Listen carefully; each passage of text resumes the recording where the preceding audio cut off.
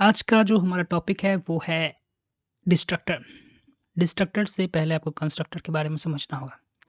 जिस तरह कंस्ट्रक्टर जो है ऑब्जेक्ट के क्रिएशन के समय इनिशियलाइजेशन के काम आता है ऑब्जेक्ट को, उसका अपोजिट डिस्ट्रक्टर जो है वो ऑब्जेक्ट को ही डिस्ट्रॉय करने के काम आता है। ये समझते क्या होता है?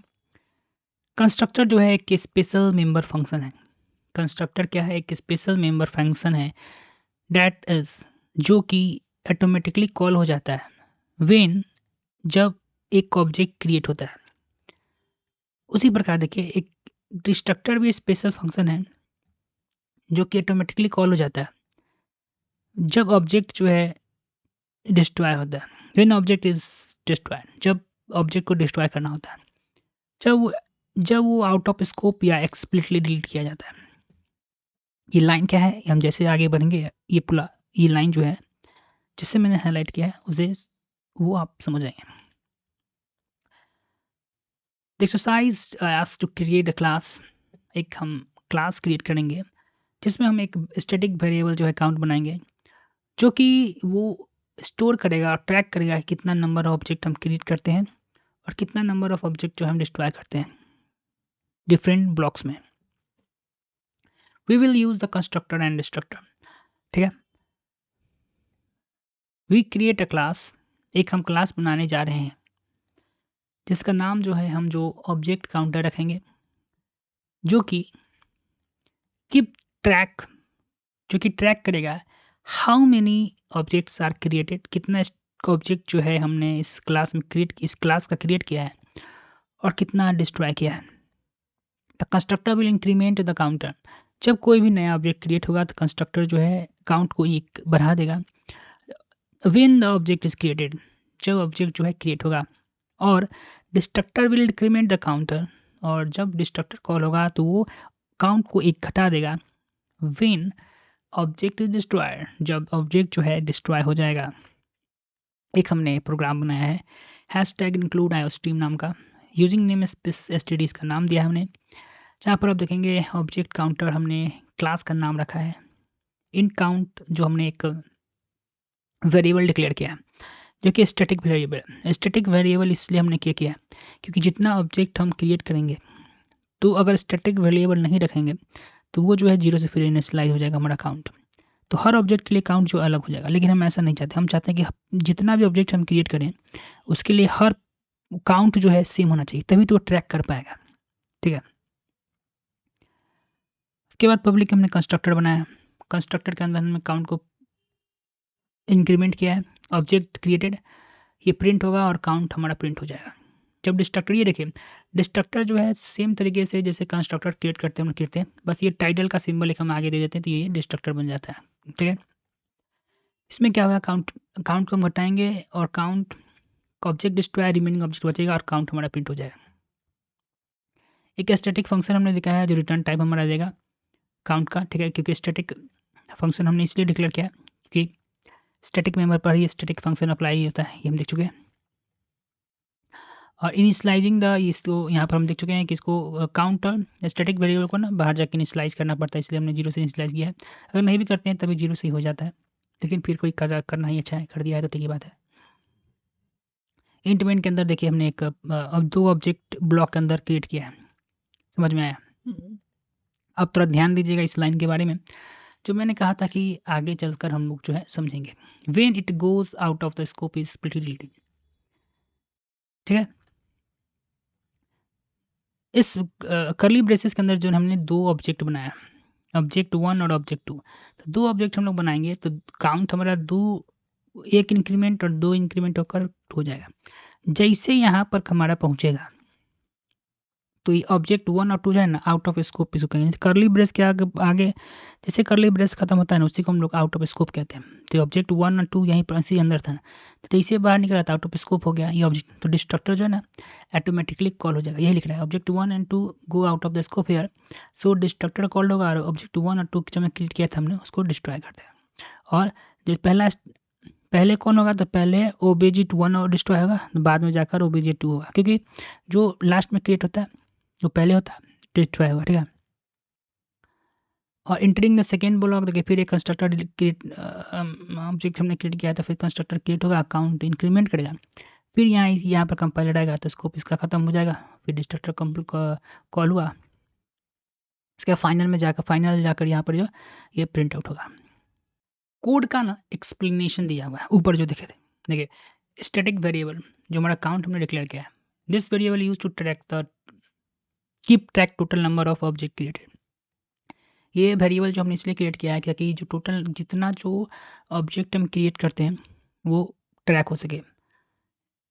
इट इज़ स्टैटिक, और ये स्टैटिक वेरिएबल इसलिए हमने रखा है कि means it's share by all object, पहले हम डिस्कस कर सकते हैं, ये जो है हर ऑब्जेक्ट इसे शेयर कर सके, लाइफ टाइम जो है प्रोग्राम में ये अपना वैल्यू जो है मतलब बनाए रखे। उसका कंस्ट्रक्टर हमने बनाया है जो कि काउंट को क्या करेगा, जब क्रिएट होगा तो एक बढ़ा देगा, और मैसेज जो है उसमें each time object is initialise, हर प्रत्येक बार जो है ऑब्जेक्ट को इनिशलाइज करेगा, और जितना जो कंस्ट्रक्टर आउटपुट एज जो मैसेज हमने जो लिखा था वो प्रिंट आउट कर देगा।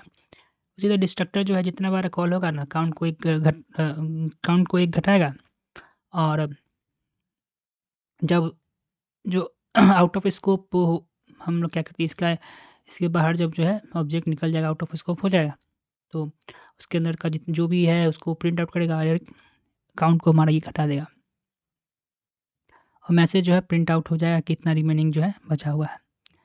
ब्लॉक्स क्या है, we have to separate two block code in the main each of create object, when we block in it the object go out of scope and there, इसी को हम लोग ब्लॉक करते हैं, दो करली वाला बना है ना उसी को ब्लॉक, इसमें दो हमने ब्लॉक किया है, एक ब्लॉक यहाँ क्रिएट किया है और एक ब्लॉक है यहाँ क्रिएट किया है। तो यहाँ पर जैसे ही आएंगे तो ऑटोमेटिक जो है डिस्ट्रक्टर दोनों में का कॉल हो जाएगा, यही कह रहा है। आउटपुट की बात करें यही है कि फर्स्ट क्रिएट हुआ तो ऑब्जेक्ट 1 2 यहाँ पर शो कर रहा है, उसके बाद आउट ऑफ स्कोप हो गया, फिर पहला ऑब्जेक्ट 1 2 डिस्ट्रॉय हो जाएगा, उसके बाद ऑब्जेक्ट 1 फिर 0 डिस्ट्रॉय, फिर यहाँ पर ब्लॉक 2 में सेकेंड ब्लॉक में एक ऑब्जेक्ट क्रिएट हुआ, फिर एक ऑब्जेक्ट डिस्ट्रॉय हो गया, फाइनल ऑब्जेक्ट 0 बचा। तो ये उसका कुछ आउटपुट है। अब यहाँ क्या कह रहा है कि ऑब्जेक्ट 1 2 गो टॉप्स को hit the destroy called exiting and the block once called when initialize where account variables increment and you can output and create existing the block। देखिए यहाँ क्या कर रहा है कि scope object cycle when object and object 2 go top out to scare, इसका मतलब line का यहाँ पर समझने की कोशिश करते हैं हम लोग, object and object life cycle.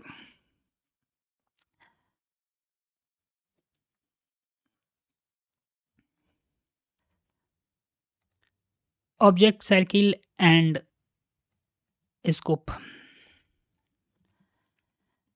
C++ में क्या होता है, the variable define the region of program where the variable can be access. हाँ एक स्कोप हम देखिए, हम लोग को जब वेरिएबल के बारे में पढ़ते हैं ग्लोबल स्कोप या लोकल स्कोप, इसमें हमने एक रीजन डिफाइन कर रखा है, किस रीजन में ये वेरिएबल जो एक्सेसिबल है और इस रीजन के बाहर जो है वेरिएबल एक्सेस नहीं है, ठीक है। जैसे कि लोकल वेरिएबल जो है object 1 and 2, scope defined by block code, they are declared in their typically close curly braces के, यानी कि कर्ली ब्रैकेट्स के अंदर जो हमने ये ऑब्जेक्ट 2 क्रिएट किया था ये डिफाइन कर रहा था कि इसका एक्स से ये जो है बस इसी ब्रास एक भाई ब्रेस के अंदर जो है कर्ली ब्रेसेस के अंदर जो है ये जो है एक्सेसिबल है। The constructor for object 1 and 2 are called when they are initialized, ठीक है। जब इसको इनिशियलाइज जैसे ऑब्जेक्ट बनाया तो कंस्ट्रक्टर कॉल होगा, इसको इनिशियलाइज करेगा, this is where the count variable increment, और काउंट वेरिएबल जो इंक्रीमेंट हो जाएगा, and you see out the indication the creation, और आप इंडिकेशन ऑफ क्रिएशन ऑब्जेक्ट देख सकते हैं। Executing block once the execution leave the block the close curly brackets reached and no longer accessible and this was the constructor invoked। देखिए हुआ क्या है, यहाँ तो हमने कर्ली ब्रेस बना दिया, यानी कि इस वेरिएबल को हम लोग जो है इसका स्कोप जो है अब हमारा क्लास का इसी के अंदर तक है।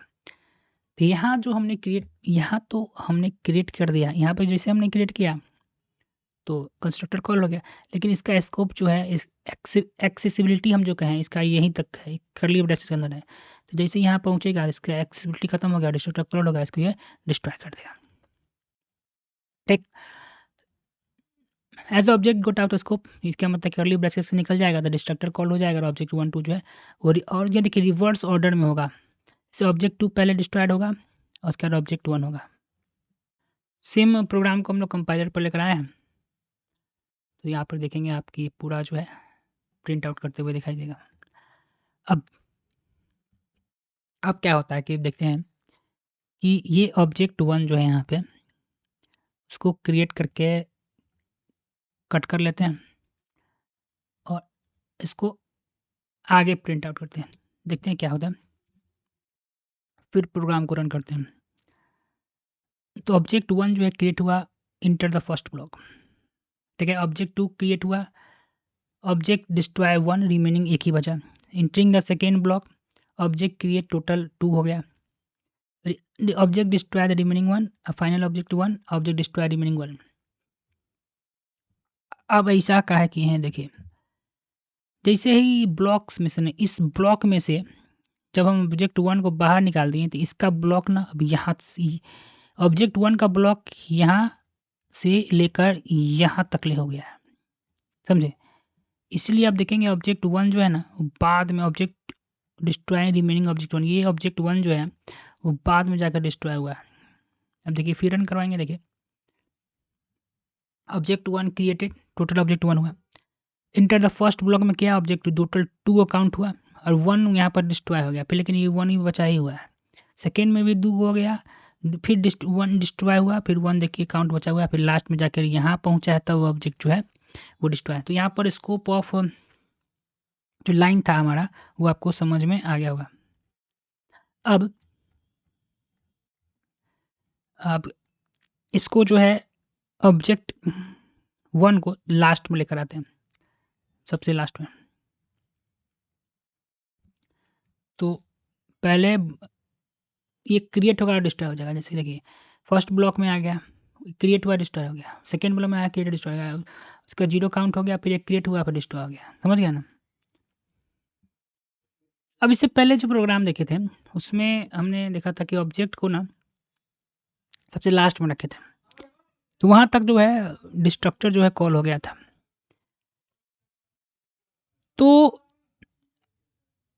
अब हम चाह रहे हैं कि I not want to create invoke the destructor object 1, यानी ऑब्जेक्ट 1 पर जो है यहाँ पर ऑब्जेक्ट जो हमने 1 क्रिएट किया था यही जो हमारा प्रोग्राम था, और मैं नहीं चाहता कि ऑब्जेक्ट 1 पर जो है डिस्ट्रक्टर जो है वो अप्लाई हो। तो यहाँ देखिए if you don't want to destruct invoked on object 1 at the end of the main function, क्योंकि लास्ट में हमने ऑब्जेक्ट 1 को ले गया था इससे पहले, we can create a dynamic object using the new keyword. तो वहाँ पर अगर आप नहीं चाहते कि डिस्ट्रक्टर जो है उस पर इन्वोक हो, मतलब उस ऑब्जेक्ट को आप नहीं डिस्ट्रॉय करना चाहते हैं, तो इसके लिए क्या करना होगा, we create a dynamic object. इसके लिए हमें डायनामिक ऑब्जेक्ट क्रिएट होना होगा और उसका और न्यू कीवर्ड का यूज़ करना होगा। इस तरीके से तो डिस्ट्रक्टर जो है नहीं कॉल होगा और एक्सप्लिसिटली डिलीट ऑब्जेक्ट, और उस वहाँ पर आपको मैनुअली जो है उस ऑब्जेक्ट को डिलीट करना होगा। जैसे आप देखिए सेम प्रोग्राम है हमारा, बस यहाँ पर एक जो हमने किया है कि एक ही बदलाव किया है कि ऑब्जेक्ट 1 जो हमने डिक्लेयर किया था उसको हमने डायनामिक किया नहीं, पॉइंटर हमने दिया है, उसमें जाके ऑब्जेक्ट 1 को हमने डिक्लेयर क्या किया है, क्रिएट किया है, ऑब्जेक्ट 1 क्रिएट किया है, उसका न्यू ऑब्जेक्ट काउंटर यहाँ पर उसके बाद हमने कॉल किया है। अब हो क्या रहा है यहाँ समझते हैं।